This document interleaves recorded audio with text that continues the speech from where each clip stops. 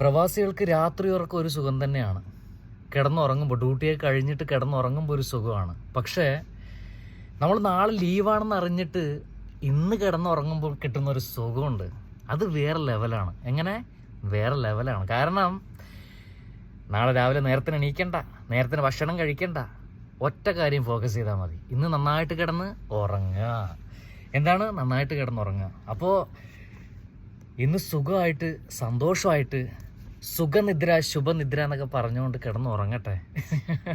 അങ്ങനെ ഉറങ്ങാൻ പറ്റണം. ചില ദിവസങ്ങളിൽ നമ്മളിങ്ങനെ നന്നായിട്ട് കിടന്ന് ഉറങ്ങാൻ തോന്നും, ആഗ്രഹിക്കും.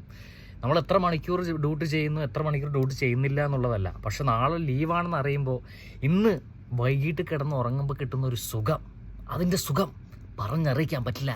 എന്താ? പറഞ്ഞറിയിക്കാൻ പറ്റില്ല. അപ്പോൾ ഗൈസ്, ഗുഡ് നൈറ്റ്.